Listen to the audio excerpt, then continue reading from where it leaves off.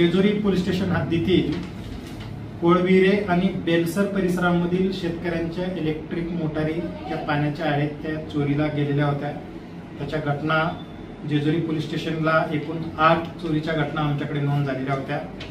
त्या अनुषंगाने Jejuri police station यांनी या तपासामध्ये तपासी अधिकारी पोलीस सब इन्स्पेक्टर झेंडे व त्यांचे साथीदार बनसोडे, मुजावर, पवार, बापकर हे तपास करत असताना या गुन्ह्यातील एक प्रमुख आरोपी विनायक बापू खोमणे त्यास ताब्यात घेऊन अधिक विचारपूस केली असता यामध्ये एकूण 7 ते 8 आरोपी सामील असून त्यापैकी प्रज्वल काहूर व गणेश मदने आणि विनायक खोमणे अशा 3 आरोपितांना पोलीस स्टेशनने ताब्यात घेतलेला आहे।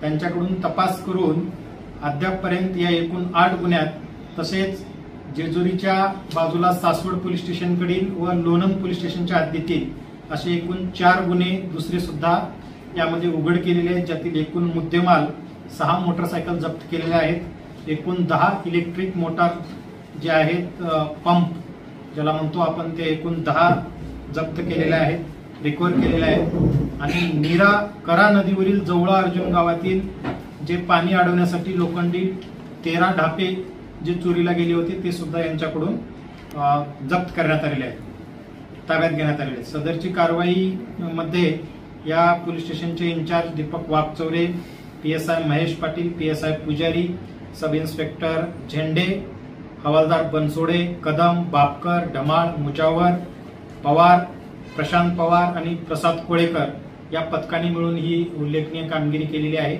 ज्यामध्ये शेतकऱ्यांच्या चोरी गेलेल्या इलेक्ट्रिक मोटरसायकल आणि ढापे असा सगळा मुद्देमाल ऐवज जप्त केलेला आहे। त्यामुळे एकंदरीतच या परिसरांमध्ये जनमानसामध्ये पोलीस दलाची प्रतिमा उंचावलेली आहे।